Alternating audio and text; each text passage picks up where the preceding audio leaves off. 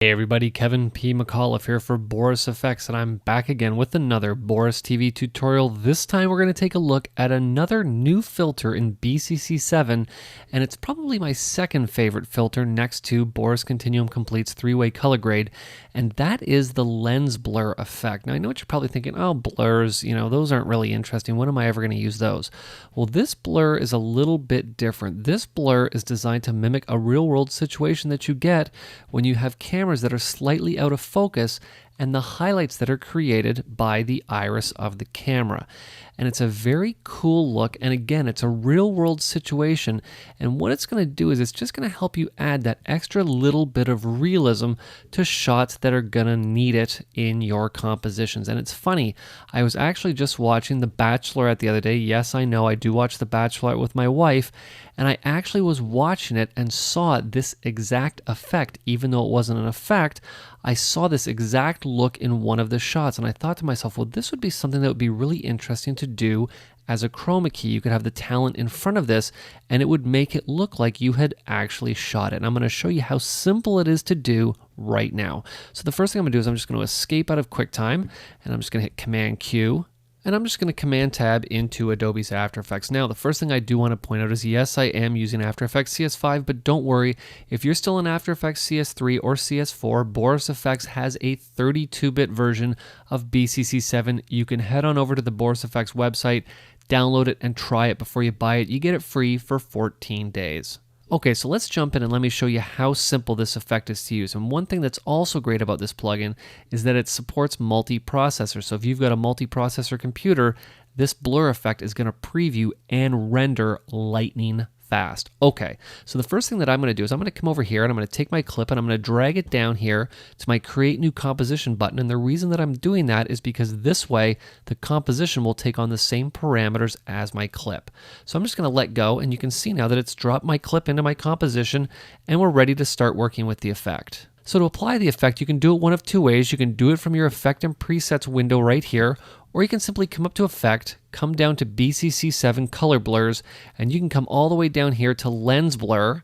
And once you apply it, the one thing that I love about Boris Effects is that once you apply the effect, in a lot of cases, it's looking really good on the default preset parameters. And again, with every Boris effect, you can come up and you have access to not only static presets, but moving presets as well. So if you just want to get in there and start experimenting, this is a great way to do it. Every effect has presets in the BCC 7 package, but I'm not going to use presets. I'm just going to get in and show you how simple this effect is to manipulate.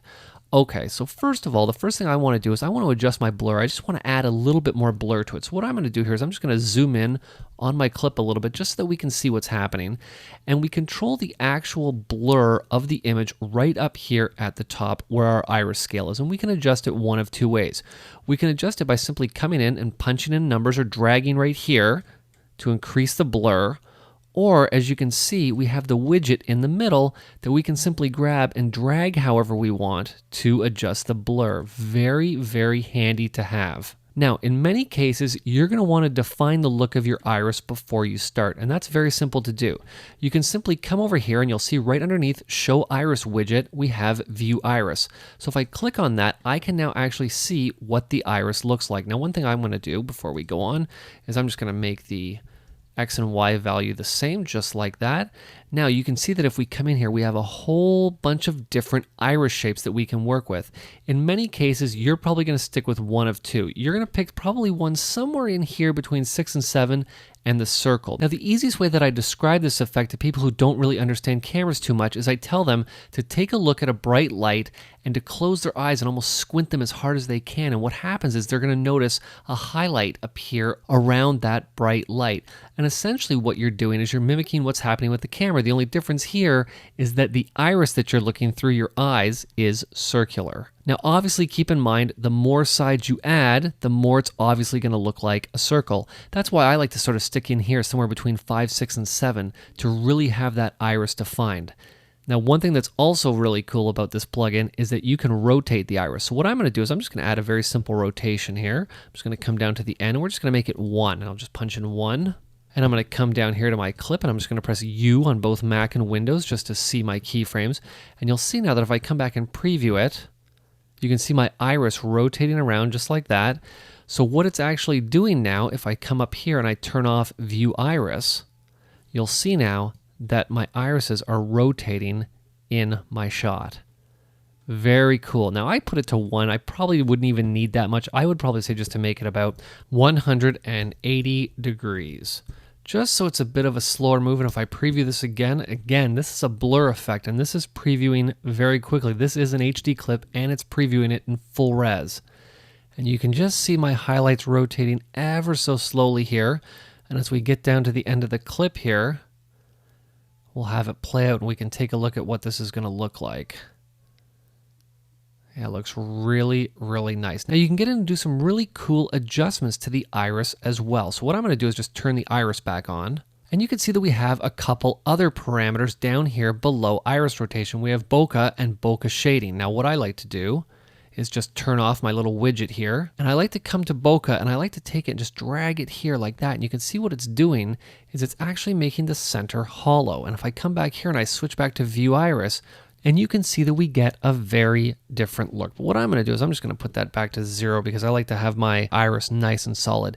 You can also get in here and you can actually add a Z map. So what you can do is create very cool rack focus looks with this effect as well. But one last thing that I want to show you with this effect, and I'm just going to zoom back here, is that you can come down here to the highlights tab, and with RGB max selected, you can grab the highlight boost and drag this up, and you can see that the highlights are getting brighter and brighter.